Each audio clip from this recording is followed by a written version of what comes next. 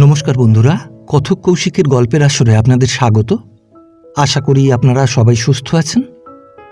বন্ধুরা, আপনারা ধারাবাহিকভাবে শুনছেন প্রাণের লেখক বিভূতিভূষণ বন্দ্যোপাধ্যায় রচিত অনুবর্তন, আজের পঞ্চম পর্ব।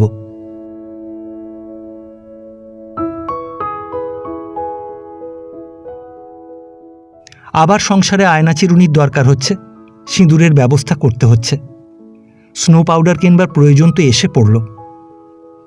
চিরকাল যে গরুর কাঁধে জোয়াল, ছাড়া পেলে অনভ্যস্ত মুক্তির অভিজ্ঞতা তাকে ব্যাকুল করে তোলে। মনে হয় সংসার হলো না, কার জন্যে খেটে মরব, কে আমার অসুখ হলে মুখে একটু জল দেবে, ইত্যাদি। যে বলিষ্ঠ ও শক্তিমান মন মুক্তির পরিপূর্ণতাকে ভোগ করতে পারে, নির্জনতার ও উদাস মনোভাবের মধ্য দিয়ে জীবনে নব নব দর্শন ও অনুভূতিরাজির সম্মুখীন হয়, নিরীহ স্কুলমাস্টার ক্ষেত্রবাবুর মন সে ধরনের নয়। কিন্তু না হলে কি হয়, যেভাবে যে জীবনকে ভোগ করতে পারে সেইভাবেই জীবন তার কাছে ধরা দেয়, এতেই তার সার্থকতা। বাঁধা ধরা নিয়ম কি বা আছে জীবনকে ভোগ করবার? ক্ষেত্রবাবু ছাত্রদের একতলা কুঠুরির অন্ধকূপে গিয়ে ভীষণ গরমের মধ্যে পাখার তলায় অবসন্ন দেহ একখানা ইংরেজি ডিকশনারির উপর এলিয়ে দিয়ে পড়ানো শুরু করলেন। আগে বেশ সময় কাটতো এখানে, এখন মনে হয় অনিন্দার সঙ্গে গিয়ে কতক্ষণে দুদণ্ড কথা বলবেন। ছাত্রও ছাড়ে না, এটা বুঝিয়ে দিন ওটা বুঝিয়ে দিন করতে করতে রাত 9:30 বাজিয়ে দিল। তারপর এলো ছাত্রের কাকা। সে এফএ ফেল, কিন্তু তার বিশ্বাস ইংরেজিতে তার মতো পণ্ডিত আর নেই। ভুল ইংরেজিতে সে ক্ষেত্রবাবুর সঙ্গে আলোচনা করতে লাগলো, কিভাবে ছেলেদের ইংরেজি শেখাতে হয়। আজকালকার প্রাইভেট মাস্টারেরা ফাঁকিবাজ, পড়াতে জানে না, কেবল মাইনে বাড়াও এই শব্দ মুখে। তারপর সে আবার দেখতে চাইল আজ ক্ষেত্রবাবু ছেলেদের কি পড়িয়েছেন, কালকের পড়া বলে দিয়েছেন কিনা, টাস্ক দিয়েছেন কিনা। লোকটার হাত এড়িয়ে রাত 10টার সময় ক্ষেত্রবাবু বাসার দিকে আসছেন। এমন সময় পথে রাখাল মিত্তিরের সঙ্গে দেখা। ক্ষেত্রবাবু পাশ কাটাবার চেষ্টা করেও পারলেন না। রাখাল মিত্তির ডেকে বলল, এই যে ক্ষেত্রবাবু যে, এই শুনুন শুনুন। রাখালবাবু যে, ভালো আছেন? আরে কই আর ভালো, খেতেই পাইনে তার ভালো, আপনারা তো কিছু করবেন না। বলতে বলতে রাখালবাবু ক্ষেত্রবাবুর দিকের ফুটপাতে এসে উঠলেন। বললেন, এই আসুন না, কাছেই আমার বাসা, একটু চা খেয়ে যান।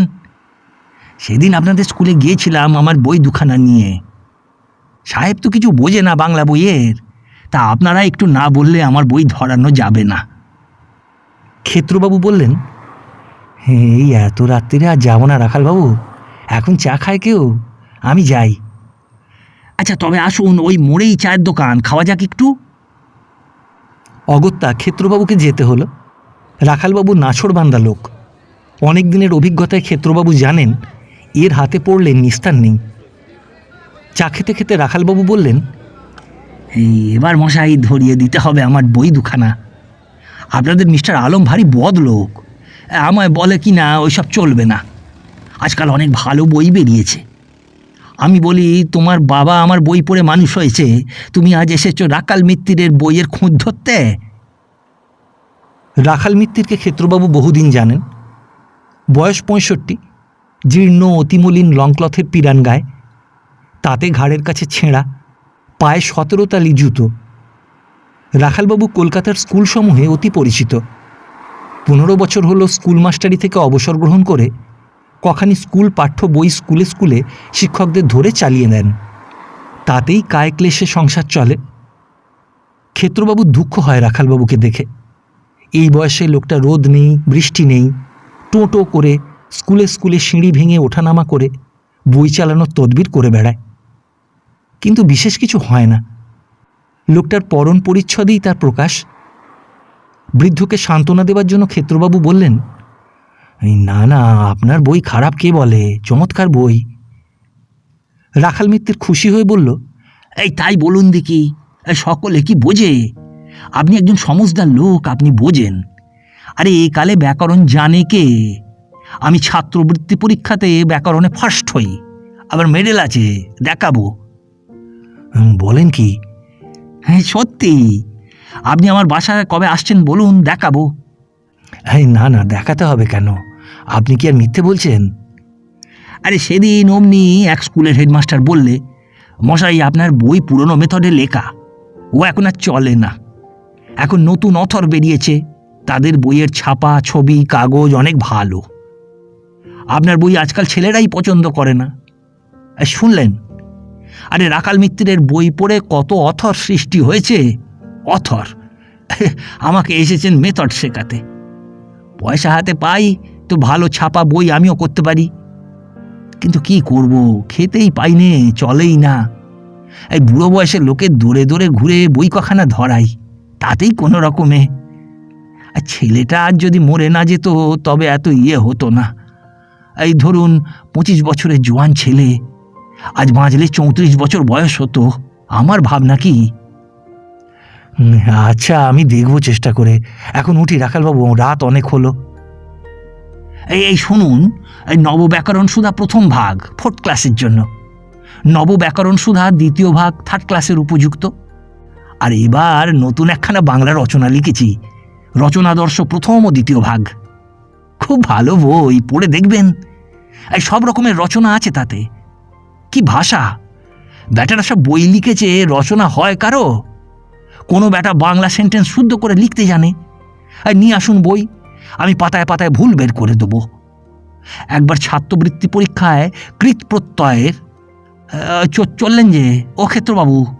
আচ্ছা, তাহলে শনিবারে বই নিয়ে যাব। শুনুন, এই মনে থাকবে তো? দেবেন একটু বলে হেডমাস্টারকে। আর শুনুন, ওই বাংলার রচনাও একখানা নিয়ে যাব, যাতে হয় একটু দেবেন বলে। আচ্ছা, নমস্কার। ক্ষেত্রবাবু শেষের কথাগুলি ভালো শুনতে পেলেন না, তখন তিনি একটু দূরে গিয়ে পড়েছেন। বাসায় অনিলা তার ভাত ঢাকা দিয়ে ঘুমিয়ে পড়েছে। ক্ষেত্রবাবু ভাবেন, ছেলে মানুষ, এত রাত পর্যন্ত জেগে থাকার অভ্যেস নেই, সারা দিন খেটে বেড়ায়। স্ত্রীকে ডাক দেন। অনিলা ধর্মর করে উঠে বসে, স্বামীকে দেখে অপ্রতিভ হয়, বলে, এত রাত আজ? ঘুমোচ্ছিলে বুঝি? অনিলা হেসে বলল, হ্যাঁ, খোকা খুকিদের খাইয়ে দিলাম, তারপর একখানা বই পড়তে পড়তে কখন ঘুম এসে গিয়েছে। ক্ষেত্রবাবু আহারাদি করলেন। অনিলা বলল, হ্যাঁ গা, রাগ করনি তো ঘুমুচ্ছিলাম বলে? বাহ, বেশ, রাগ করবো কেন? আমার বার্লি আর জিরে মরিচ এনেছ? ওই যা, একদম ভুলে গিয়েছি। আর ভুলবো না, যদি বা ছাত্রের কাকার হাত এড়িয়ে বেরুলাম তো পড়ে গেলাম ওই রাখাল মিত্রের হাতে। সব স্কুলের সব মাস্টার ওকে এড়িয়ে চলে, একবার পাকড়ালে আর নিস্তার নেই। সে কে? অথর। কি কি বই আছে? কই নাম শুনিনি তো। শুনবে কি, বঙ্কিমবাবু না রবি ঠাকুর না শরৎ চাটুর্যে? স্কুলের বই লেখে, নবকবিতা পাঠ, বাল্যবোধ, এইসব। বড্ড গরিব, হাতে পায়ে ধরে বই চালায়, ছিনে ঝোঁক। এনো না একদিন বাসায়, দেখব। আমি কখনো অথর দেখিনি, একদিন চা খাওয়াবো। রক্ষে করো, তুমি চেনো না রাখাল মিত্তিরকে, বাসায় আনলে আর দেখতে হবে না, সে কথাই তুলো না। বড় লোক। খেতে পায় না, বই চলে না, সেকেলে ধরনের বই, একালে অচল। ওই যে বললাম, নাচর বান্দা হয়ে ধরে পেড়ে চালায়। অনিলার লেখাপড়ার উপর খুব অনুরাগ দেখে ক্ষেত্রবাবুর আনন্দ হয়। নিভাননী লেখাপড়া জানত সামান্যই, অনিলা মন্দ লেখাপড়া জানে না, ইংরেজিও জানে। বই পড়তে ভালোবাসে বলে শাঁখারিটোলার লাইব্রেরি থেকে ক্ষেত্রবাবু গত মাস থেকে বই এনে দেন। দুখানা বই একদিনেই কাবার। সম্প্রতি স্কুলের লাইব্রেরি থেকে ছোট ছোট ইংরেজি বই আনেন। অনিলার সেগুলি পড়তে একটু সময় লাগে। অনিলা সবসময় সব কথার মানে বুঝতে পারে না, বলে, হ্যাঁ গা, হপ মানে কি? বইয়েতে আছে এক জায়গায়। ওই লাফিয়ে লাফিয়ে চলা। লাফানো নয়, কোনো গাছপালা হবে। লাফানো হলে সে জায়গায় মানে হয় না। ও এক রকমের লতা, চাষ হয় ইংল্যান্ডে, বিশেষ করে স্কটল্যান্ডে মদ চোলাই হয় ওই লতা থেকে, হুইস্কি বিশেষ করে। ছোট খুকি ঘুমের ঘোরে ভয় পেয়ে কেঁদে উঠতে অনিলা ছুটে গেল। বেলা 4টে বাজে। হেডমাস্টারের সার্কুলার বের হলো, ছুটির পরে জরুরি মিটিং, কোনো মাস্টার যেন চলে না যায়। মাস্টারদের মুখ শুকালো। 2 দিন আগে সাহেব ক্লাসে ঘুরে পড়ানোর তদারক করে গেছেন। আজ সেই সব ব্যাপারের আলোচনা হবে। কার না জানি কি খুঁত বেরিয়ে পড়বে। যদুবাবু ফাঁকিবাজ মাস্টার, তার খুঁত বের হবেই তিনি জানেন। অনেক দিন অনেক তিরস্কার খেয়েছেন, বড় একটা গ্রাহ্য করেন না। মিটিংয়ে হেডমাস্টার বললেন, সেদিন আপনাদের ক্লাসে পড়ানো দেখে খুব আনন্দিত হওয়ার আশা করেছিলাম। দুঃখের বিষয়, সে আনন্দ লাভ ঘটেনি। টিচারদের কর্তব্য সম্বন্ধে আপনাদের অনেকবার বলেছি, কিন্তু তবুও এমন কতকগুলি টিচার আছেন যাদের বারবার সে কর্তব্য স্মরণ করিয়ে দিতে হয়। এটা বড় দুঃখের কথা। রামবাবু, একটি ছিপছিপে ছোকরা গোছের মাস্টার দাঁড়িয়ে উঠে বললেন, স্যার। আপনি 5th ক্লাসে জিওগ্রাফি পড়াচ্ছিলেন, কিন্তু ম্যাপ নিয়ে যাননি কেন? রামবাবু নিরুত্তর। কতবার না বলেছি ম্যাপ না দেখালে জিওগ্রাফি পড়ানো। এইবার রামবাবু সাহস সঞ্চয় করে বললেন, স্যার, ওই দেশের কথা পড়ানো হচ্ছিল না, বাংলাদেশের উৎপন্ন দ্রব্য পড়াচ্ছিলাম, তাই। ও, উৎপন্ন দ্রব্য পড়ালে ম্যাপ নিয়ে যেতে হবে না? কারো বাংলাদেশের ম্যাপ নেই?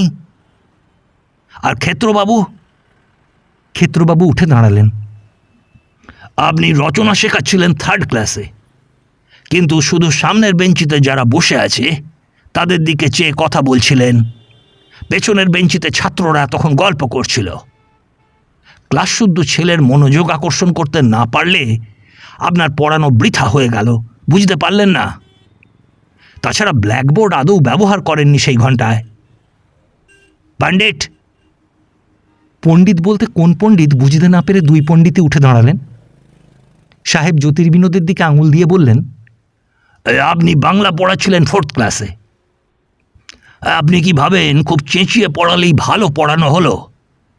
আপনি নিজের প্রশ্নের নিজেই উত্তর দিচ্ছিলেন, নামতা পড়ানোর সুরে চিৎকার করে পড়াচ্ছিলেন।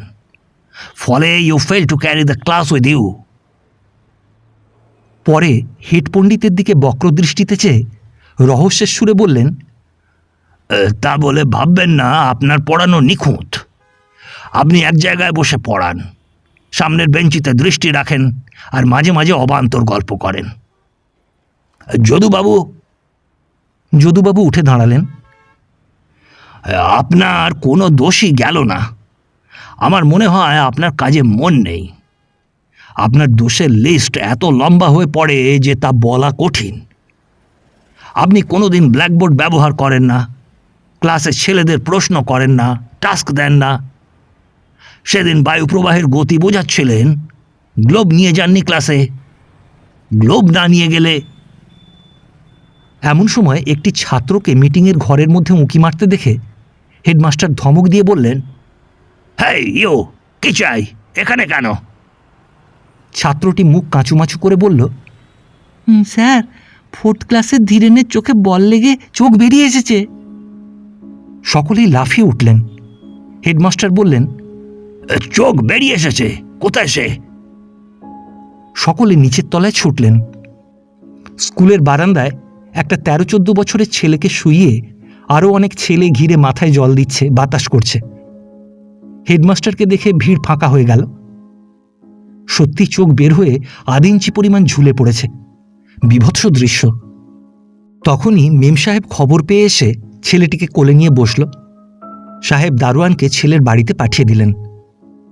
বড়লোকের ছেলে, বাড়িতে মোটর আছে। মোটর আসতে দেরি দেখে সে স্কুলের ছেলেদের সঙ্গে বল খেলছিল, তার ফলেই এই দুর্ঘটনা। দেখতে দেখতে ছেলের বাড়ির লোক মোটর নিয়ে ছুটে এলো। তার পূর্বেই স্কুলের পাশে ডক্টর বসু হেডমাস্টারের আহ্বানে এসে ছেলেটিকে প্রাথমিক চিকিৎসা করেছিলেন। ছেলের বাবা হেডমাস্টার ও ডাক্তারের সঙ্গে পরামর্শ করে ছেলেকে মোটরে মেডিকেল কলেজে নিয়ে গেল। হেডমাস্টার সঙ্গে 2 জন মাস্টার দিলেন। শরৎবাবু ও গেম মাস্টার বিনোদবাবুকে যেতে হলো। পরের কদিন হেডমাস্টার নিজে এবং আরও 3-4 জন মাস্টার হাসপাতালে গিয়ে ছেলেটিকে দেখতে লাগলেন। যে চোখে চোট লেগেছিল সেই চোখটা অস্ত্র করে বের করে ফেলতে হলো, তবুও কিছু হলো না। ছেলেটির অবস্থা দিন দিন খারাপের দিকে যায়। মেম সাহেব প্রায় গিয়ে বসে থাকে, সাহেবও 1-8 দিন অন্তর যান। নারায়ণবাবু টিউশনি ফেরতা রোজই যান। একদিন বিকালে হেডমাস্টারকে দেখে ছেলেটি কেঁদে ফেলল। তখন তার বাড়ি থেকে লোকজন আসেনি। সাহেব গিয়ে বসে বললেন, don't you cry my child, there is a little dear, be a hero, a little hero. মুশকিলেই যে সাহেব বাংলা বলতে পারেন না ভালো, ছোট ছেলে তার ইংরেজি বুঝতে পারে না। মুখে কথা বলতে বলতে হেডমাস্টার বিপন্ন মুখে ছেলেটির মাথায় ও পিঠে সান্ত্বনাসূচকভাবে হাত বোলাতে লাগলেন। কান্না করে না, কান্নার লজ্জার কথা আছে। It is a same for a boy to cry, বুঝেছ? ভালো বালক আছে, সারিয়া যাইবে, কিচ্ছু হইবে না। এমন সময় ছেলের মা ও বাড়ির মেয়েদের আসতে দেখে সাহেব উঠে দাঁড়াতে দাঁড়াতে বললেন, তোমার মার সামনে কান্না করো না। There is a good boy, আমার স্কুলের বালক কাঁদিবে না। I know you will keep up the prestige of your school. I bless you my child. ছেলেটি খানিকটা বুঝল, খানিকটা বুঝল না, কিন্তু সে কান্না বন্ধ করল। আর কখনো কারো সামনে কাঁদেনি। এমনকি মৃত্যুর 2 দিন পূর্বে তার সংজ্ঞা লোপ হওয়ার পূর্ব পর্যন্ত ভয় কি দুর্বলতা সূচক একটি কথাও তার মুখে কেউ শোনেনি। মাস্টারদের বেতন আরও কমে গেছে, কারণ জানুয়ারি মাসে নতুন ছেলে ভর্তি হয়নি আশানুরূপ। এই মাসের মাইনে নিতে গিয়ে মাস্টারের ব্যাপারটা জানতে পারলেন। চায়ের আসরে যদুবাবু বললেন, আর তো চলে না হে, একে এই মাইনে ঠিক মতো পাওয়া যায় না, তাতে আরও 5 টাকা কমে গেল। কলকাতা শহরে চালাই কি করে? ক্ষেত্রবাবু বললেন, তবুও তো দাদা আপনি বৌদিকে পাড়াগাঁয়ে রেখেছেন আজ 2 বছর। আমি আর বছর বিয়ে করে কি মুশকিলেই পড়ে গিয়েছি। বাসার খরচ কখনো চলতো না যদি টিউশনই না থাকতো। জ্যোতির্বিনোদ বললেন, খোকার অন্নপ্রাশন দেবে কবে ক্ষেত্রবাবু? আর অন্নপ্রাশন খেতে পাইনে তার অন্নপ্রাশন। বাসা খরচ চলে না, এই বাসা ভাড়া আজ 3 মাস বাকি।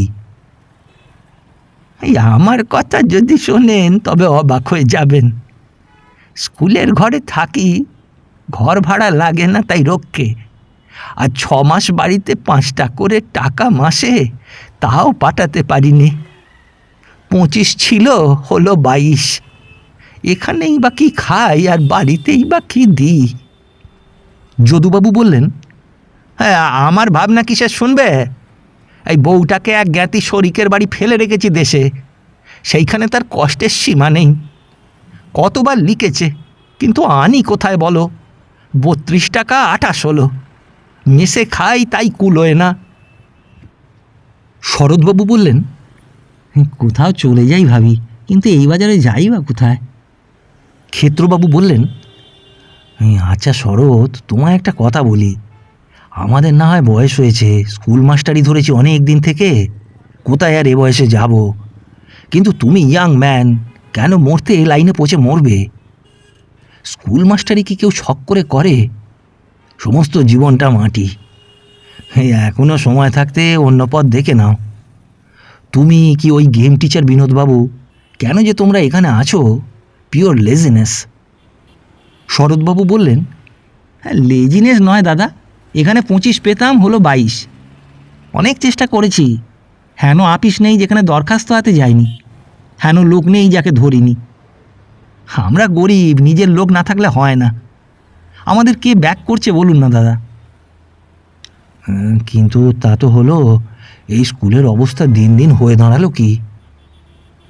কে জানে কেমন সাহেবের অত কড়াকড়ি, অমন পড়ানোর মেথড, কিছুতেই কিছু হচ্ছে না। যদুবাবু বললেন, আরে তা নয়, কি হয়েছে জানো? ওই পাশের স্কুলগুলো ছেলে ভাঙিয়ে নেয়। ওরা বাড়ি বাড়ি গিয়ে ছেলে জোগাড় করে। হেডমাস্টার মাস্টারদের সঙ্গে নিয়ে বাড়ি বাড়ি যায়। হ্যাঁ, তো আমাদেরও যেতে হবে। আরে হেডমাস্টার যে রাজি নন, ওতে মাস্টারদের প্রেস্টিজ থাকে না। ওসব ব্যবসাদারি করে স্কুল রাখাচ্ছে না রাখা ভালো। এইসব বিলিতি মত এখানে খাটবে না। আমি জানি লালবাজারে একটা স্কুল থেকে ছেলে ট্রান্সফার নেবে বলে দরখাস্ত দিল। হেডমাস্টার দুজন টিচার নিয়ে তাদের বাড়ি গিয়ে পড়ল, গার্জেনকে বোঝালে কেন ট্রান্সফার নেবেন, কি অসুবিধে হচ্ছে বলুন। কত খোসামদ, কিছুতেই ছেলেকে নিতে দিলে না। ক্ষেত্রবাবু বললেন, আমাদের স্কুলে যেমন ট্রান্সফারের দরখাস্ত পড়েছে, আর সাহেব অমনি তখনই ক্লার্ককে ডেকে বলবে কত বাকি আছে দেখো, দেখে ট্রান্সফার দিয়ে দাও। আরে এরকম করে কি কলকাতা স্কুল চলে? আর সাহেবকে বোঝালেও বুঝবে না।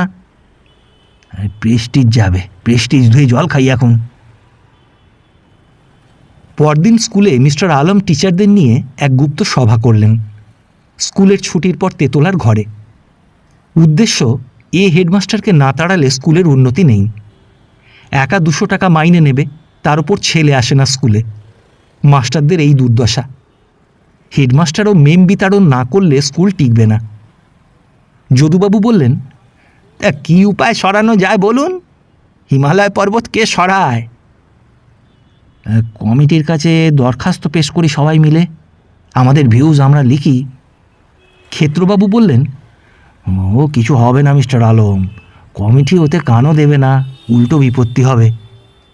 মিস্টার আলম বললেন, হ্যাঁ দেখুন কি হয়, আমি বলছি ওতে ফল হবেই, হতেই হবে। এ মিটিংয়ে নারায়ণবাবু ছিলেন না, কিন্তু রামেন্দুবাবু ছিলেন। তিনি বললেন, আমি অপোজ করছি। হেডমাস্টার বিতরণ করে ফল ভালো হবে কে বলেছে? সেটা উচিত নয়।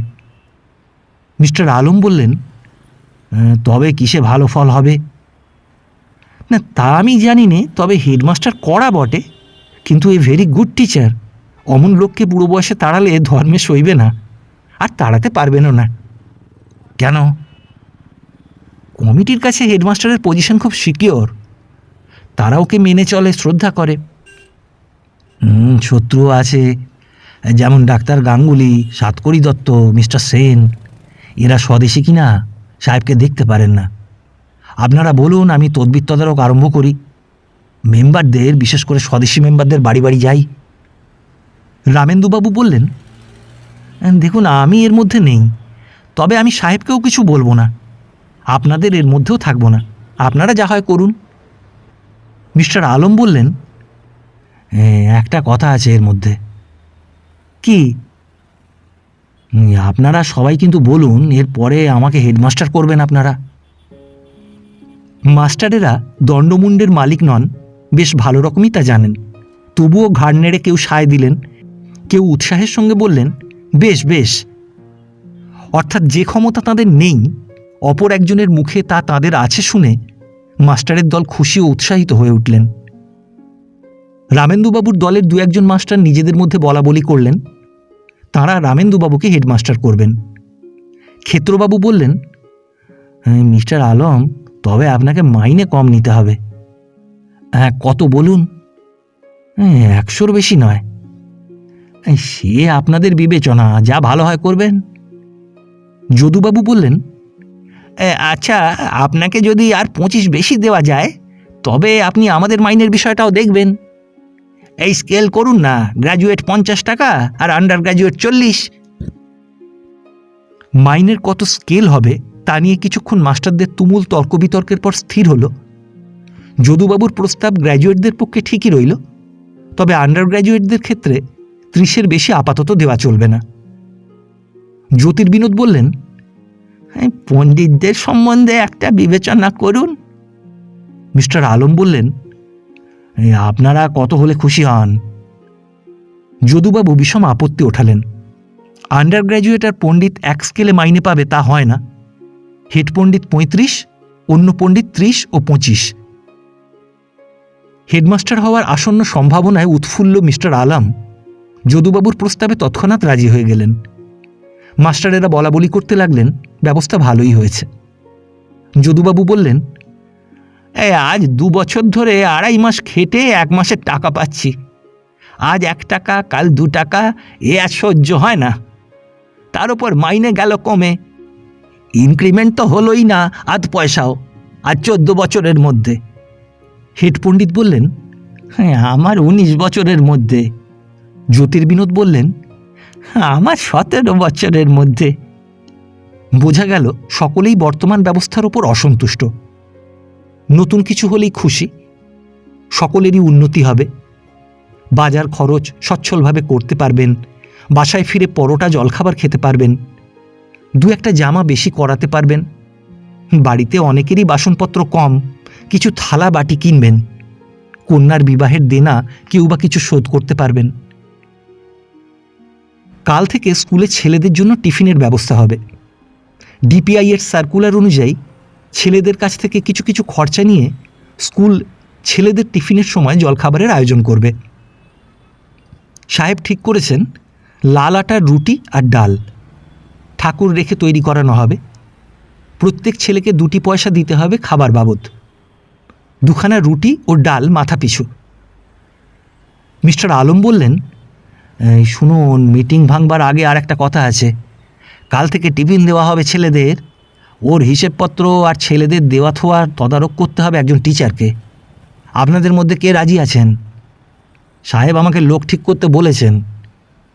ক্ষেত্রবাবু বললেন, আরে কে আবার ওই হাঙ্গামা ঘাড়ে নেবে, থাকি টিফিনের সময় একটু শুয়ে। হেড পণ্ডিত বললেন, এই আমাদের শরৎ ভায়া বরং করো, ইয়াং ম্যান। তুমি কি বিনোদ? হিসাবপত্র করতে হবে এবং 300 ছেলেকে ডাল রুটি দেওয়ার ঝঞ্ঝাট পোয়াতে হবে বলে কেউই রাজি হয় না। মিস্টার আলম বললেন, তাই তো, একটা যা হয় ঠিক করে ফেলতে হবে।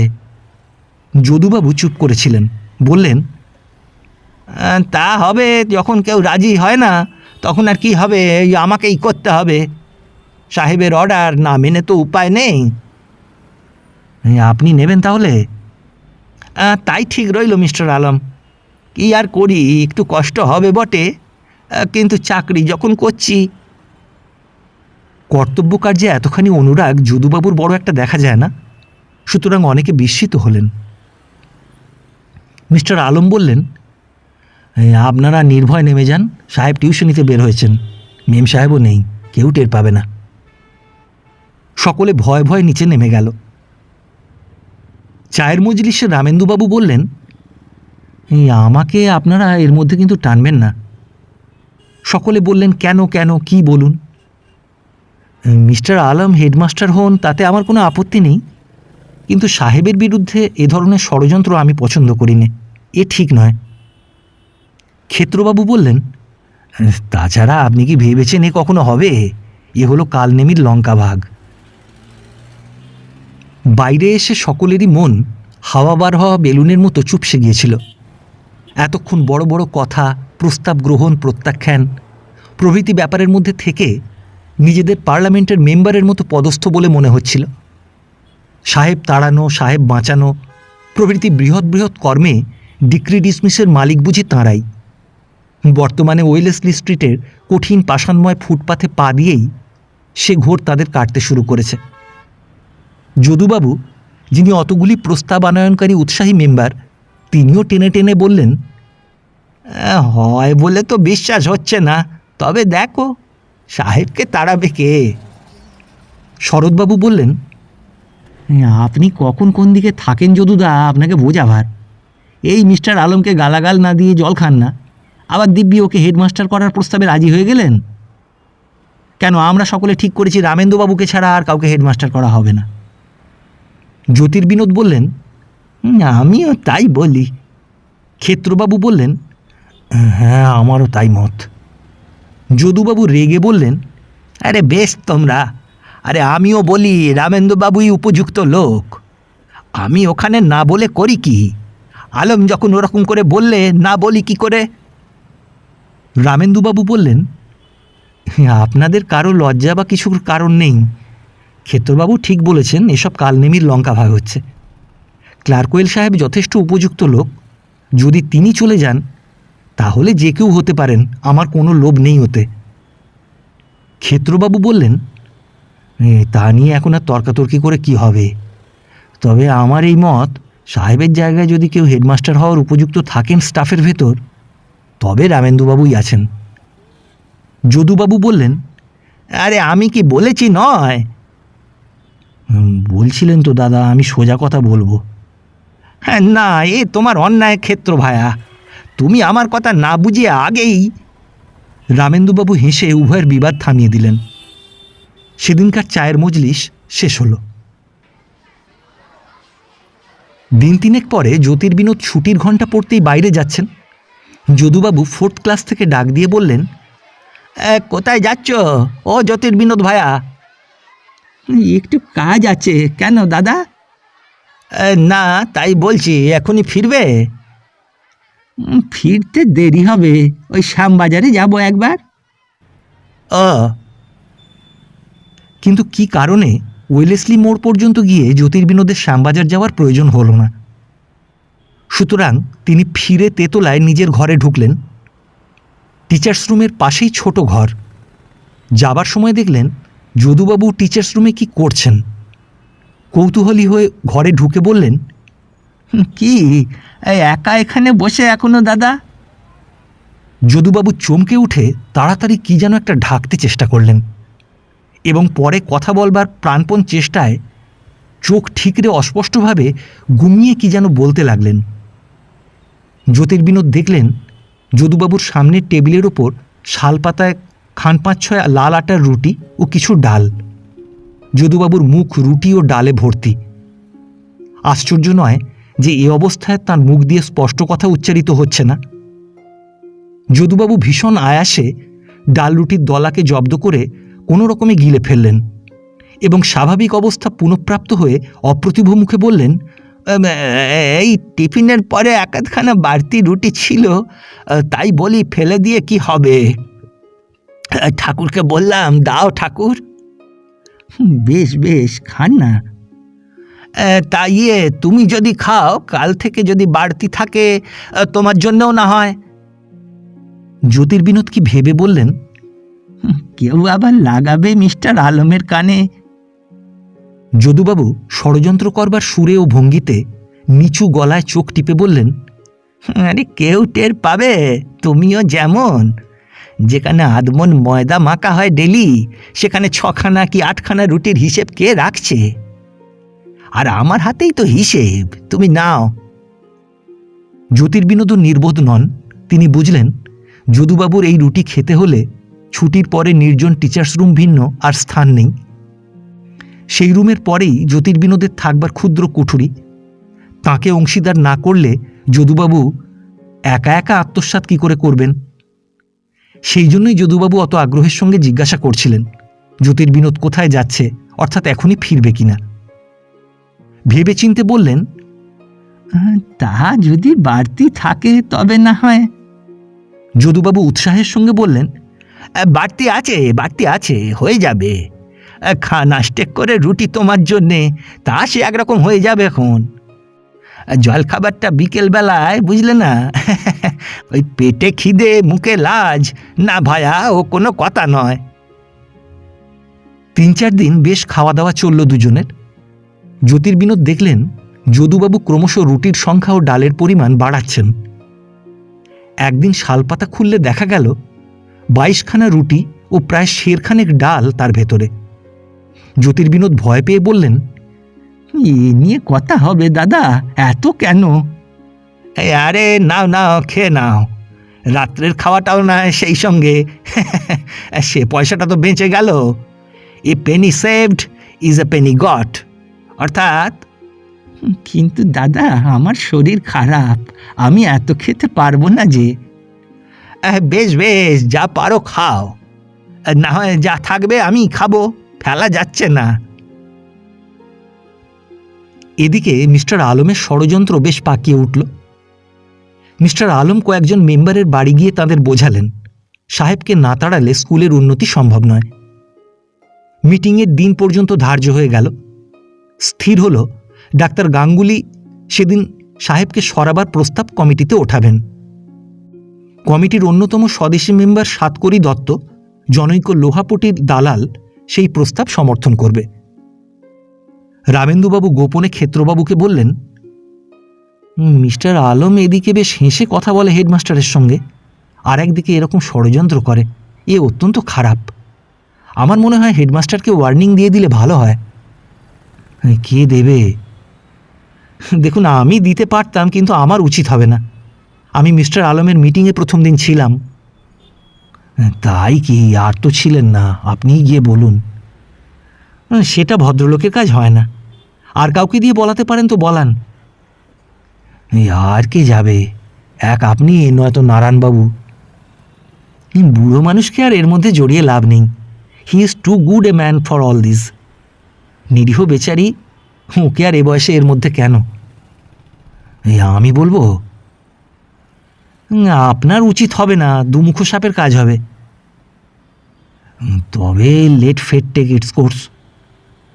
তাই হোক। কিন্তু শেষ পর্যন্ত ক্ষেত্রবাবু ও জ্যোতির্বিনোদ রাত 10টার পরে হেডমাস্টারের দৌড়ে ঘা দিলেন। সাহেব খয়রাগড়ের রাজকুমারকে পড়িয়ে সবে ফিরেছেন। বললেন, কে? নারায়ণবাবু?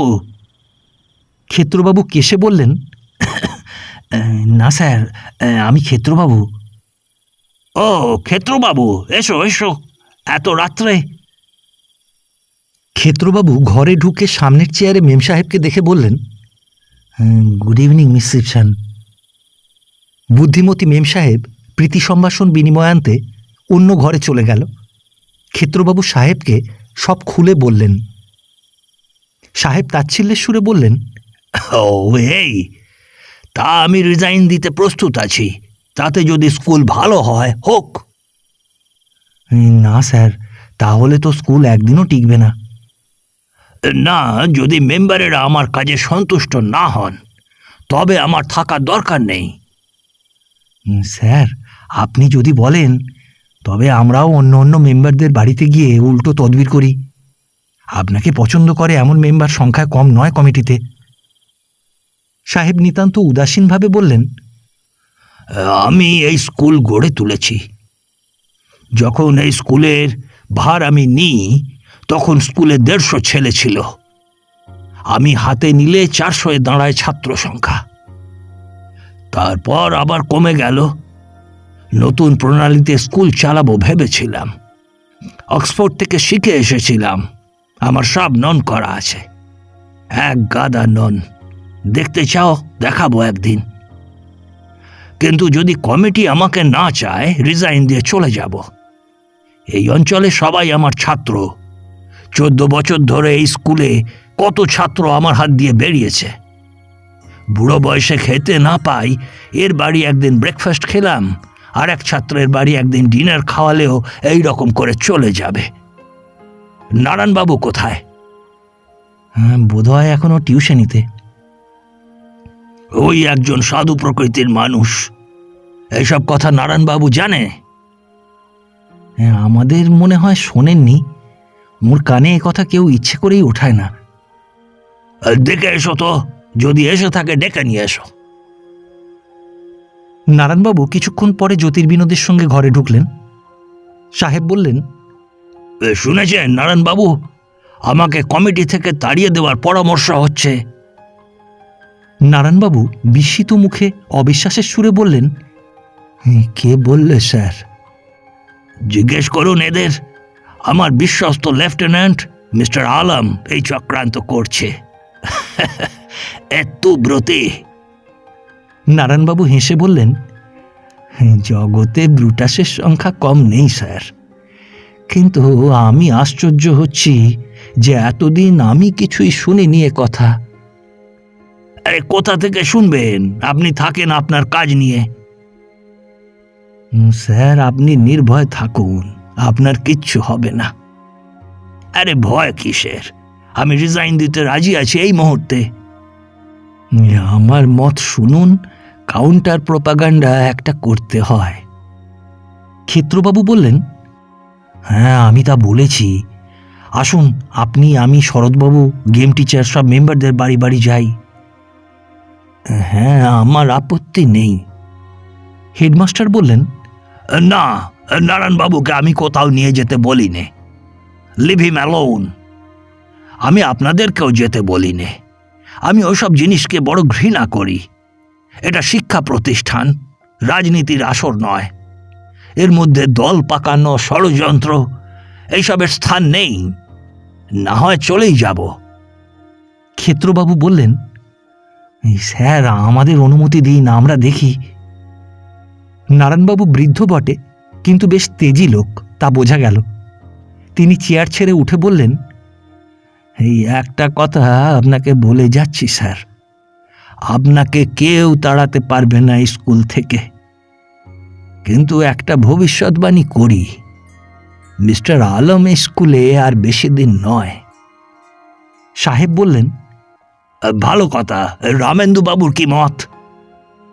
ক্ষেত্রবাবু বললেন, তিনি নিরপেক্ষ, তিনি কোনো দলেই যেতে রাজি নন। He is a born gentleman. দুজন লোক দেখলাম এই স্কুলে, একজন সামনেই বসে আর একজন ওই রামেন্দু বাবু। পরে হেসে ক্ষেত্রবাবুদের দিকে চেয়ে বললেন, মাই অ্যাপোলজি টু ইউ, আপনাদের ওপর কোনো মন্তব্য করিনি এত দ্বারা। ক্ষেত্রবাবু বললেন, স্যার আমাকে 3টে টাকা দিন, আমি একবার এই রাত্রেই 2-1 মেম্বারের বাড়ি যাই। ডাক্তার সেনের বাড়ি যাওয়াও বিশেষ দরকার। সেক্রেটারি বিপিনবাবু আমাদের দিকে আছেন। মিটিংয়েরও দেরি নেই, একটু চটপট চেষ্টা করা দরকার। সাহেব টাকা বের করে দিলেন। ক্ষেত্রবাবু বাইরে এসে নারায়ণবাবুকে ইঙ্গিতে তাঁর সঙ্গে আসতে বললেন। হেডমাস্টার তখনই দোরের কাছে দাঁড়িয়ে তিরস্কারের সুরে বললেন, ক্ষেত্রবাবু, আশা করি আপনি আমার আদেশ শুনবেন। আমি এখনো স্কুলের হেডমাস্টার, মনে রাখবেন। নারায়ণবাবুকে কোথাও নিয়ে যাবেন না, আমার ইচ্ছা নয় এই সরল প্রাণ বৃদ্ধকে আপনারা এইসব কাজে জড়ান। আপনি একা চলে যান। মিটিংয়ের আগে ক্ষেত্রবাবুর দল মেম্বারদের বাড়ি বাড়ি গেলেন। যেখানেই যান সেখানেই শোনা যায় অপরপক্ষ কিছুক্ষণ আগে সেই স্থান পরিত্যাগ করে গেছে। স্বদেশী ভাবের লোক গাঙ্গুলির কাছে ক্ষেত্রবাবুর দল অপমানিত হলেন। ডাক্তার গাঙ্গুলি বললেন, আরে মশাই, আপনারা কীরকম লোক জিজ্ঞেস করি? পান তো 25-30 মাইনে। সাহেবের খোসামুদি করতে ইচ্ছে হয় এতে? একেবারে অপদার্থ সব। কি শিক্ষা দেবেন আপনারা ছেলেদের? নিজেদের এতটুকু আত্মসম্মান জ্ঞান নেই। সাহেবের হয়ে তদবির করতে এসেছেন, লজ্জা করে না? সাহেবকে এই মিটিংয়ে তাড়া বই, তারপর আপনাদের মতো ওই অপদার্থ 2-1 টিচারকেও সরাতে হবে, তবে যদি এবার স্কুলটা ভালো হয়, ইত্যাদি। মিটিংয়ের দিন ক্ষেত্রবাবু দল নিয়ে আরেকবার 2-1 মেম্বারের বাড়ি গেলেন। মেম্বারদের বিশ্বাস নেই, হয়তো ভুলে বসে আছে। ঘন ঘন মনে করিয়ে না দিলে নিশ্চিন্ত হওয়া যায় না। সকলেই বলল তাদের মনে করিয়ে দিতে হবে না। 6টার সময় মিটিং। বেলা 4টের সময় থেকে উভয় দল এসে স্কুলে বসে রইল, অথচ কেউ কারো প্রতি অসম্মান দেখালো না। মিস্টার আলম হেডমাস্টারের ঘরে গিয়ে জিজ্ঞাসা করলেন, এই খাতাপত্র কি কি দরকার আছে মিটিংয়ে নিয়ে যাবার জন্য বলুন। বসো মিস্টার আলম, চা খাবে 1 পেয়ালা? থ্যাঙ্কস, এখন আর থাক। মিটিং বসল। সাহেবের অদ্ভুত ব্যক্তিত্ব। মিস্টার আলমের দলের অত তদবির, অত অনুরোধ, অত ধরাধরি সব বুঝি ভেসে যায়। সাহেবকে সরাবার সম্বন্ধে কোনো প্রস্তাব কেউ আনে না। কার্যতালিকার মধ্যে এই প্রস্তাব নেই। সুতরাং বিবিধ কতক্ষণে আসে সেই অপেক্ষায় উভয় দল দুরু দুরু বক্ষে প্রতীক্ষা করতে লাগল। ডাক্তার গাঙ্গুলি, যিনি অত লম্ফঝম্প করেছিলেন সাহেব তাড়ানোর জন্য, তিনি মিটিংয়ের গতিক বুঝে সরু মিহি সুরে প্রস্তাব আনলেন যে সাহেবকে অত বেতন দিয়ে এই গরিব স্কুলে রাখা পোষাচ্ছে না, বিশেষত নতুন ছাত্র যখন আশানুরূপ ভর্তিও হচ্ছে না, অতএব সাহেবের বেতন কমানো হোক। সে প্রস্তাব সমর্থন করলেন অন্যতম স্বদেশী মেম্বার নৃপেন সেন। সভাপতি প্রস্তাব ভোটে ফেলতে দেখা গেল ডাক্তার গাঙ্গুলি আর নৃপেনবাবু ছাড়া প্রস্তাবের পক্ষে আর কারো মত নেই। এমনকি শিক্ষকদের প্রতিনিধি মিস্টার আলম পর্যন্ত প্রস্তাবের বিরুদ্ধে ভোট দিলেন। ডাক্তার গাঙ্গুলি মিস্টার আলমকে ডেকে আড়ালে বললেন, এটা কীরকম হলো মশাই? আপনি আমাদের নাচালেন, শেষে কিনা আপনি নিজে। মিস্টার আলম বিনীতভাবে যা বললেন তা সত্যি অসঙ্গত নয়। তিনি এখনও ক্লার্কওয়েল সাহেবের অধীনে চাকরি করেন। প্রকাশ্যে তিনি কোনো মতেই তাঁর বিরুদ্ধে যেতে পারেন না। বরং শিক্ষকদের প্রতিনিধি হিসাবে শিক্ষকদের স্বার্থ বজায় রেখে তিনি কর্তব্য পালনই করেছেন। নৃপেন সেন বললেন, জানি জানি আপনাদের এইরকম মরাল কারেজ, ঘেন্না হয়, বাঙালি জাতটা এইরকম করেই উচ্ছন্ন হয়ে গেল। আপনারা কি শেখাবেন ছেলেদের? ছ্যা ছ্যা। মিটিং অন্তে যে যার ঘরে চলে গেল। ক্ষেত্রবাবুর দলকে সাহেব ডেকে বললেন, কই, যত শুনলাম তোমাদের মুখে তার কিছুই তো নয়। ক্ষেত্রবাবুও একটু আশ্চর্য হয়েছেন, বললেন, তাই তো কিছু বুঝতেও পারলাম না স্যার। যত শুনেছিলে তোমরা, আমার মনে হয় অতখানি সত্যি নয়। মিস্টার আলম অত খারাপ মানুষ নয়। স্যার, আমাকে মাফ করবেন। আপনি অবশ্যই মিস্টার আলমকে সন্দেহ করেন না, সে খুব ভালো কথা। তবে আমার স্বচক্ষে দেখা এবং সকর্ণে শোনা, স্যার। যাক, সব ভালো যার শেষ ভালো। নারায়ণবাবুর কথাই খাটল, বলেছিল অপর পক্ষের চেষ্টা ব্যর্থ হবে। কমিটি মেম্বারদের মধ্যে অনেকেই এই মিটিংয়ের পরে আলমের ওপর চটে গেলেন। ফলে 1 মাসের মধ্যে মিস্টার আলমের মাইনে আরও কাটবার প্রস্তাব উত্থাপিত হল। কমিটিতে এই প্রস্তাব গৃহীত হওয়ার কোনো বাধা ছিল না, কিন্তু সাহেব এই প্রস্তাবের বিরুদ্ধে যথেষ্ট আপত্তি করলেন। সেদিন সন্ধ্যায় মিটিংয়ের পরে ক্ষেত্রবাবু হেডমাস্টারের ঘরে ঢুকলেন। সাহেব বললেন, বসুন ক্ষেত্রবাবু, কি খবর? আর স্যার, আপনি মিস্টার আলমের পক্ষে অতটা না দাঁড়ালেও পারতেন। কেন বলো তো? আপনার খুব বন্ধু নয় ও। ও, তা বলে কি আমি তার প্রতিশোধ নেব ওভাবে? ওসব কাজ আমার দ্বারা হবে না। আমরা শিক্ষক। আমি চাই না ক্ষেত্রবাবু যে স্কুলের মধ্যে এই ধরনের দলাদলি হয়। আমি চেয়েছিলাম স্কুলটাকে ভালো করতে। অক্সফোর্ড থেকে অনেক কিছু শিখে এসেছিলাম। নতুন প্রণালীতে শিক্ষা দেব ছেলেদের। এখানে এসে সব মিথ্যে হতে চলেছে দেখছি। এখানকার হাওয়াতে দলাদলি ভাসে। এইসব ঘটনার পর কিছুদিন দলাদলীয় ষড়যন্ত্র ক্ষান্ত রইল। আবার মাস 2 পর মিস্টার আলম নতুনভাবে ষড়যন্ত্র শুরু করল, এবার মেম সাহেবের বিরুদ্ধে। স্কুলে অত টাকা খরচ করে মেম রাখবার কোনো কারণ নেই, বিশেষত ছেলের স্কুলে মেয়ে মানুষ শিক্ষয়িত্রী কেন? এবার মিস্টার আলমের ষড়যন্ত্র সফল হল। স্বদেশী মেম্বারের দল টেবিল চাপড়ে লম্বা বক্তৃতা করল, ফলে মিস সিপসনের চাকরি গেল। ছেলেরা সবাই মিলে চাঁদা তুলে মেম সাহেবের বিদায় অভিনন্দন জ্ঞাপক সভা করল। মিস সিপসন ছোট ছোট ছেলেদের সত্যিই ভালোবাসত। বিদায় সভায় বেচারি প্রীতিভাষণ দিতে উঠে কেঁদে ফেলল। মেম সাহেব চলে যাওয়াতে সাহেবের কষ্ট হলো খুব বেশি। সকলে বলে বিলাত থেকে আসবার সময় সাহেব মিস সিপসনকে সঙ্গে করে আনেন। গরিবের ঘরের মেয়ে, ইন্ডিয়ায় একটা চাকরি জুটে যাবে, এই ছিল উদ্দেশ্য। এই স্কুলের ভার সাহেব যতদিন থেকে নিয়েছেন, মেম সাহেবেরও চাকরি এখানে ততদিন। চায়ের মজলিসে সেদিন মাস্টারের সংখ্যা কিছু বেশি ছিল। জ্যোতির্বিনোদ বললেন, আজ আলমের মনস্কামনা পূর্ণ হলো। ক্ষেত্রবাবু যতখানি সাহেবের পক্ষ নিয়ে তদবির করেছিলেন, মিস সিপসনের পক্ষ হয়ে তার অর্ধেকও করেননি। মেম সাহেব যাওয়াতে তিনি ততটা দুঃখিত হননি ভাবগতিক দেখে মনে হবার কথা। তিনি বললেন, তা বটে, তবে আমার মত যদি জিজ্ঞেস করো, এই চালটা ওদের খুব গভীর। শরৎবাবু জিজ্ঞাসা করলেন, কীরকম? এতে সাহেবকেও তাড়ানো হলো। সকলে একসঙ্গে জিজ্ঞাসা করলেন, কেন কেন? সাহেব একা এখানে থাকতে পারবে না। আর তাছাড়া ওই মেম বেচারি বা যায় কোথায়? ও তো খুব গরিব ছিল শুনেছি। এই শুনছি মেম দার্জিলিং গিয়ে থাকবে। তা খরচ? দার্জিলিং ল্যাঙ্গুয়েজ স্কুলে টিচার হবে। মিশনারি সোসাইটিকে সাহেব লিখেছিলেন ওর জন্যে, তারা সব ঠিক করে দিয়েছে। মেম সাহেব যে খুব ভালো টিচার ও ভালো লোক, এ বিষয়ে সকলেই দেখা গেল একমত।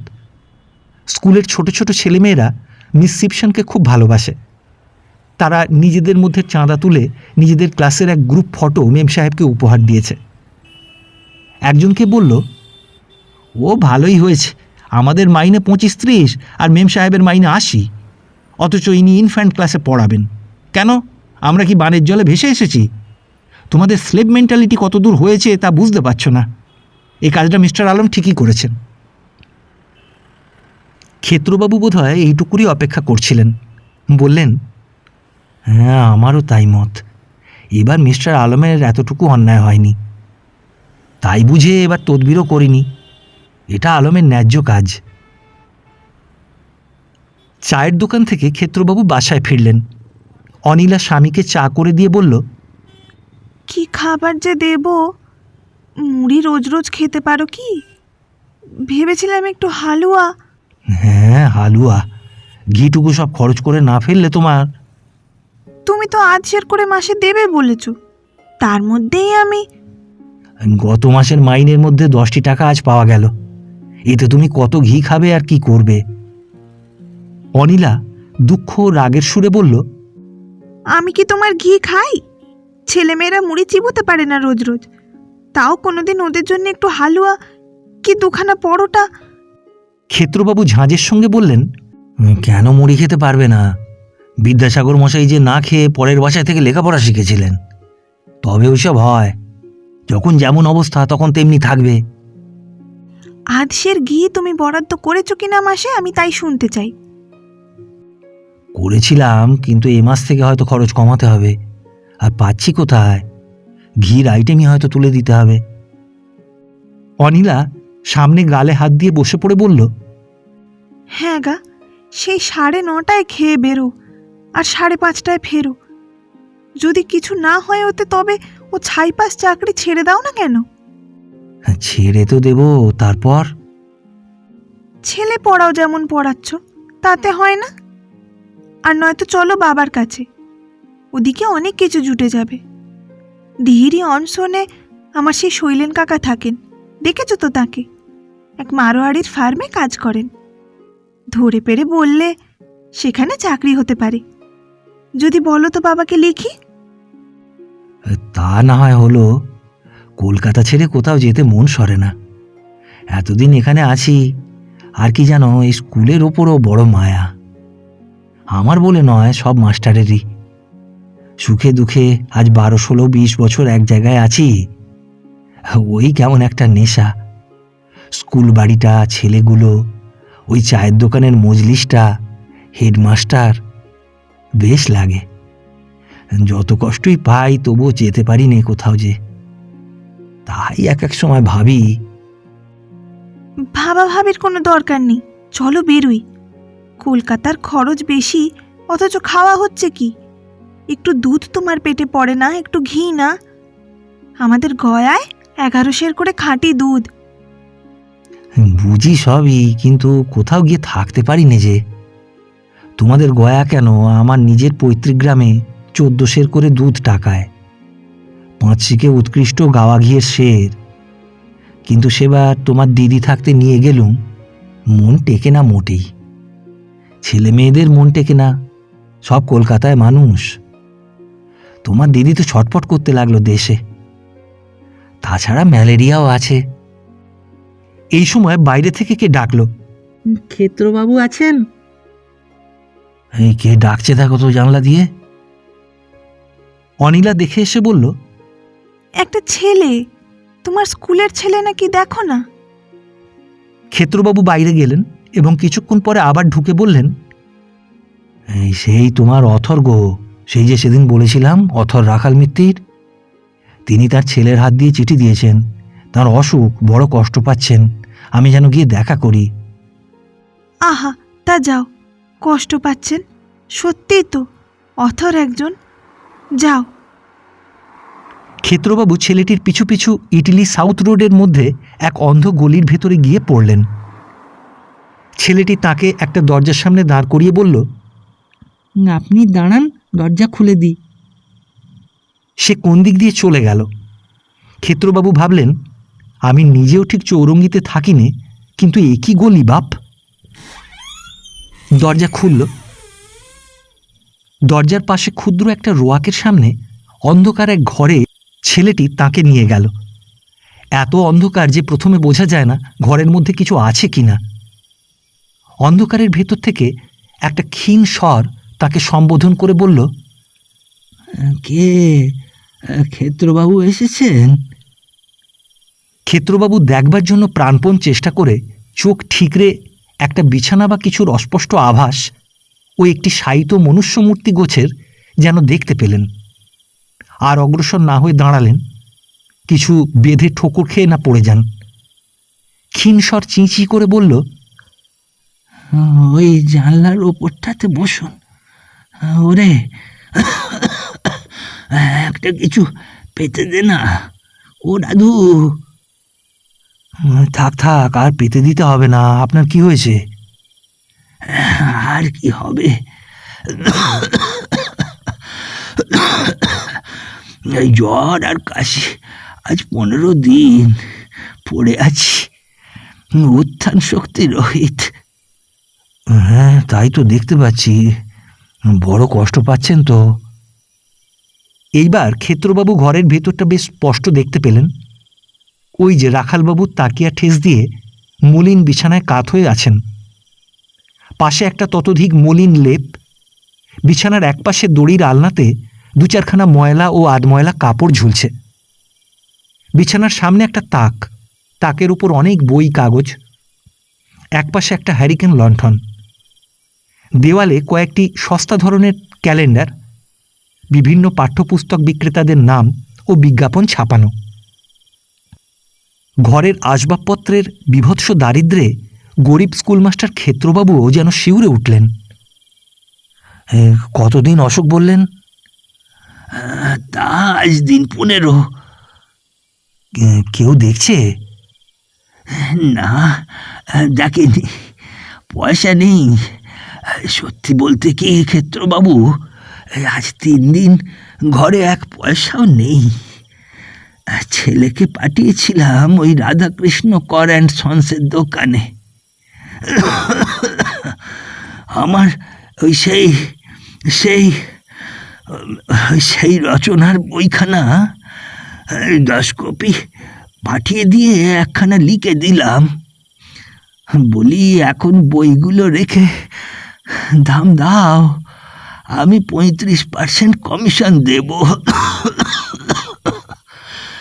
এখন আমার হাত বড্ড টানাটানি যাচ্ছে। তা বেটারা ও বই ফেরত দিয়েছে। ও বই নাকি কম বিক্রি, ও এখন বিক্রি হবে না। আর আপনি তো জানেন, চেতলা স্কুলের হেডমাস্টার ওই নব ব্যাকরণ সুধা প্রথম ভাগ। হ্যাঁ, আচ্ছা, আপনি একটু বিশ্রাম করুন। হ্যাঁ, বিশ্রাম আমি করছি সারাদিনই।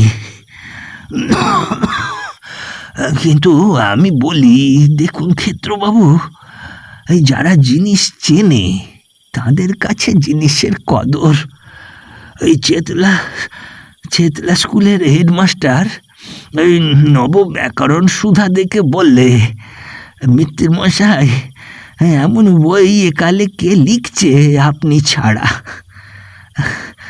আপনাকে বলেছি বোধ হয় ক্ষেত্রবাবু, ব্যাকরণে ছাত্রবৃত্তিতে ফার্স্ট স্ট্যান্ড করি, মেডেল আছে। দেখতে চান তো দেখাতে পারি। আরে না না, দেখাতে হবে কেন? আপনি ঠিকই বলছেন। তা চেতলা স্কুলে বই ধরলো আপনার? না, বললে আগে যদি আসতেন। কাকে বুঝি কথা দিয়ে ফেলেছে, আসছে বারে প্রমিস করেছে ধরিয়ে দেবে। আর ওই সাঁকারিটোলা হাই স্কুলে এই রচনা দর্শখানা পাঠাতে বলেছিল, ওই নমুনা। কিন্তু নমুনা পাঠিয়ে হয়রান। বই ধরাবেন না, শুধু নমুনা পাঠাও। ক্ষেত্রবাবু বললেন, হ্যাঁ, ওসব আমরাও জানি। বই ধরাবার ইচ্ছে নেই, বই পাঠান। রাখালবাবু উঠে বসবার চেষ্টা করে পাশের তাকে হাত বাড়াতে গেলেন। আপনাকে দেখাই, এই আর একখানা এই নিচের ক্লাসের ব্যাকরণ লিখছি। আপনাকে দেখাই, ওই খাতাখানাতে লিখছিলাম।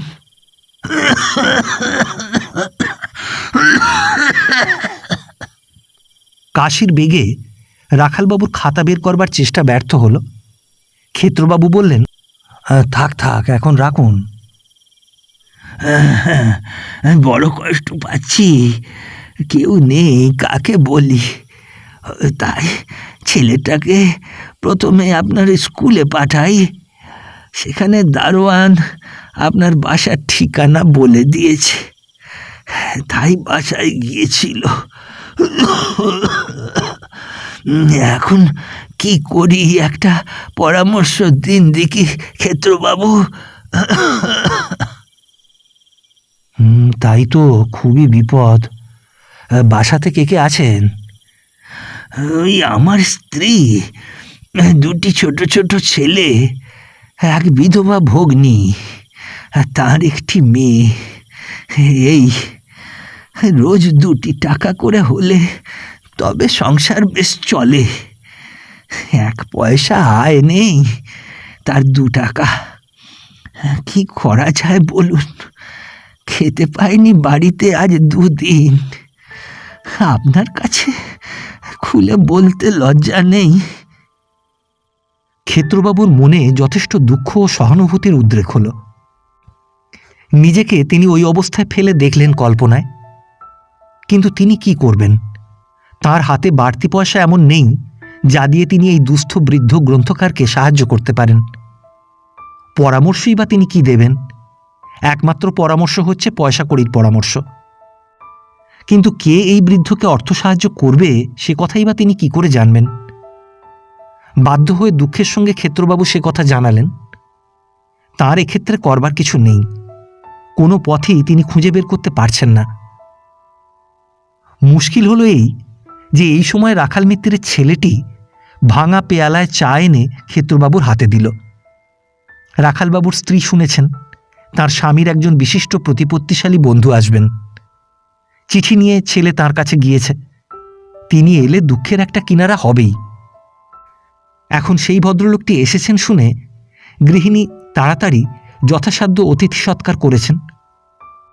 গরিবের ঘরে এই ভাঙা পেয়ালার একটু চায়ের পেছনে যে কত ভরসা, নির্ভরতা, আবেদন নিহিত, ক্ষেত্রবাবু তা বুঝলেন বলেই চায়ের চুমুক যেন গলায় বাঁধছিল। এখানে না এলেই হতো, পকেটে আছে মাত্র 8 আনা পয়সা, তাই কি দিয়ে যাবেন? সেই বা কেমন দেখাবে? রাখালবাবু স্বয়ং এই দ্বিধা ঘুচিয়ে দিলেন। তাহলে উঠবেন? আচ্ছা আচ্ছা, কিছু কি আপনার পকেটে আছে? ওই যা থাকে, বাড়িতে খাওয়া হয়নি ও বেলা থেকে, ওই 2-1 টাকা, এমন বিপদে পড়ে গিয়েছি। ক্ষেত্রবাবু ছেলেটির হাতে একটা আটানি দিয়ে বেরিয়ে এলেন। সমস্ত সন্ধ্যাটা যেন বিস্বাদ হয়ে গেল। সামনেই একটা ছোট পার্ক, ছেলেমেয়েরা দোলনায় দোল খাচ্ছে, লাফালাফি করছে। আনন্দ কলরব মুখর পার্কের সবুজ ঘাসের উপর 2-1টি অফিস প্রত্যাগত কেরানি বসে বিড়ি টানছে। সোঁদালি ফুলের ঝাড় দুলছে রেলিংয়ের ধারের গাছে। আলু কাবলির চারপাশে উৎসাহী অল্পবয়স্ক ক্রেতার ভিড় লেগেছে। ক্ষেত্রবাবু একখানা বেঞ্চের এক কোণে গিয়ে বসলেন। বেঞ্চির উপর 2টি লোক বসে ঘর ভাড়া আদায় করবার অসুবিধা সম্বন্ধে কথাবার্তা বলছে। ক্ষেত্রবাবু ভাবলেন, রাখালবাবুও তার মতো স্কুল মাস্টার ছিলেন একদিন। আজ অক্ষম ও পীড়াগ্রস্ত হয়ে পড়েছেন, তাই এই দুর্দশা। বৃদ্ধ হয়ে পড়েছেন, টিউশনিও জোটে না আর। স্কুল মাস্টারের এই পরিণাম। বেশি দূর যেতে হবে না, তাঁদের স্কুলেই রয়েছেন নারায়ণবাবু। 3 কুলে কেউ নেই, আজীবন পুত চরিত্র, আদর্শ শিক্ষক। কিন্তু স্কুলের চোরকুঠুরির ঘরে নির্জন আত্মীয়হীন জীবনযাপন করছেন আজ 18 বছর কি 22 বছর, কে খবর রাখে? আজ যদি চাকরি যায়, কাল আশ্রয়টুকুও নেই। ভাবতে ভাবতে অন্যমনস্ক অবস্থায় ক্ষেত্রবাবু টিউশনিতে চলেছেন। কে পেছন থেকে বলল, স্যার ভালো আছেন? ক্ষেত্রবাবু পেছন ফিরে চাইলেন। একটি সুবেশ তরুণ যুবক, বেশ দামি স্যুট পরনে, চোখে কাঁচ করার চশমা, মৃদু হেসে বলল, চিনতে পারছেন না স্যার? না কই ঠিক। তুমি আমাদের স্কুলের? হ্যাঁ স্যার, অনেক দিন আগে, 11 বছর আগে পাশ করি। আমার নাম সুরেশ। ও, সুরেশ বসু? না স্যার, সুরেশ মুখার্জি। সেবার সেই সরস্বতী পুজোর সময় আমাদের বাড়ি ভাঁড়ার লুট করে ছেলেরা, মনে আছে? হেডমাস্টার ফাইন করেছিলেন সব ছেলেদের, মনে হচ্ছে স্যার? হ্যাঁ, একটু একটু মনে হচ্ছে যেন। তোমাদের ছেলেবেলার কথা হিসেবে এইসব যত মনে থাকে, আমাদের তত মনে রাখবার ব্যাপার নয় বাবা। হ্যাঁ, বুঝতেই পারছো। কি করো এখন? আগে স্যার রাঁচিতে চাকরি করি, ইঞ্জিনিয়ার। ইঞ্জিনিয়ারিং পাশ করেছিলে বুঝি বাবা? আগে শিবপুর থেকে পাশ করে বিলেতে যাই। আজ 3 বছর বিলেতে থেকে ফিরে গভর্নমেন্ট সার্ভিস করছি রাঁচিতে, পিডব্লিউডিতে অ্যাসিস্ট্যান্ট ইঞ্জিনিয়ার। আচ্ছা, কি নাম বললে? সুরেশ মুখার্জি? হ্যাঁ, এখন চেনা চেনা মুখ বলেই মনে হচ্ছে। অনেক দিনের কথা, আর কত ছেলে আসে যায়, কাজেই সব মনে রাখা। হ্যাঁ নিশ্চয়ই স্যার, ঠিক কথা। পুরনো মাস্টারদের মধ্যে কে কে আছেন স্যার? যদুবাবু আছেন? হ্যাঁ, ও শ্রীশবাবু, থার্ড পণ্ডিত আছেন, নারায়ণবাবু আছেন। নারায়ণবাবু আজও আছেন স্যার? উফ, অনেক বয়স হলো তাঁর। তিনি কি স্কুলের সেই ঘরেই থাকেন? আচ্ছা, একবার দেখা করে আসবো, বড্ড ইচ্ছে হয়। ওই চাকরটা আছে কেবলরাম? হ্যাঁ, আছে বই কি। যেও না একদিন স্কুলে। যুবকটি পায়ের ধুলো নিয়ে প্রণাম করে চলে গেল। ক্ষেত্রবাবু সগর্বে একবার চারিদিকে চাইলেন, লোকে দেখুক এমন একজন স্যুট পরা তরুণ যুবক তার পায়ের ধুলো নিচ্ছে। তাকে বেশ সুন্দর দেখতে, সাহেবের মতো চেহারা। কবে হয়তো একে পড়িয়েছিলেন মনে নেই, তবুও তো তাঁর স্কুলের ছাত্র। আজ 2 পয়সা করে খাচ্ছে, বিলাত ফেরত অ্যাসিস্ট্যান্ট ইঞ্জিনিয়ার। এরকম হয়তো কত ছাত্র কত দিকে আছে, সকলের সন্ধান। এটুকু ভেবেই সুখ, এই ছাত্রের দল তাদের বাল্যজীবনের শত সুখস্মৃতির আধার তাদের স্কুল ও স্কুলের শিক্ষকদের ভোলেনি। কেউ আছে বর্মায়, কেউ আছে সিমলায়, কেউ বা কুমায়ুন, শিলং, মছলিপত্তনে। তবুও দেশের আশা ভরসা স্থল পুত্রপ্রতিম এইসব তরুণ দল একদিন তাঁদেরই হাতে চট্টা চাপড়টা খেয়ে ইংরেজি ব্যাকরণের নিয়ম শিখেছে, বীজগণিতের জটিল রহস্য বুঝেছে। ভেবেও আনন্দ হয়। ক্ষেত্রবাবু পাশের গলিতে ঢুকে টিউশনি পড়া ছাত্রের বাড়ি কড়া নাড়লেন। চৈত্র মাস, ইস্টারের ছুটি আজই হয়ে গেল। যদুবাবু মেসে ফিরে দেখলেন অবনী চিঠি লিখেছে। তিনি যদি এই মাসের মধ্যে বৌদিদিকে এখান থেকে নিয়ে না যান, তবে সে বৌদিদিকে কলকাতায় এনে যদুবাবুর মেসে রেখে যাবে। মাত্র 5টি টাকা হাতে। স্কুলের টাকা এ মাসে সামান্যই পাওয়া গিয়েছিল। কোন কালে খরচ হয়ে গিয়েছে মেসের 2 মাসের দেনা মেটাতে। সামান্য কিছু স্ত্রীকে পাঠিয়েছিলেন এ 5টা টাকা টিউশনির অগ্রিম আদায়ী আংশিক মাইনে। স্ত্রীকে রাখবার কোনো অসুবিধে হতো না বেড়াবাড়ি, যদি নিজের বাড়িঘর সেখানে থাকত। কিন্তু পৈতৃক বাড়ি ভূমিষ্যাৎ হওয়ার পরে যদুবাবু সেখানে আর যাননি। সেই থেকেই পথে পথে বাসায়। আজ 1.5 বছরের ওপরে স্ত্রীকে বেড়াবাড়ি পরের সংসারে ফেলে রেখেছেন। ইচ্ছে করে কি তা নয়, নিরুপায় হিসাবে। এখন স্ত্রীকে গিয়ে ওখান থেকে সরাতে হবে, নতুবা ইতর অবনীটা সত্যি সত্যি হয়তো স্ত্রীকে একদিন মেসে এনে হাজির করবে। লোকটা কাণ্ডাকাণ্ড জ্ঞানহীন কিনা। 7-5 ভেবে যদুবাবু টিকিট কেটে সিরাজগঞ্জ প্যাসেঞ্জারে রাত্রে রওনা হলেন এবং শেষ রাত্রে বগুলা নেমে স্টেশনে রাত কাটিয়ে পরদিন সকালে 7 ক্রোশ হেঁটে বেলা 2:30টার সময় গলদঘর্ম ও অভুক্ত অবস্থায়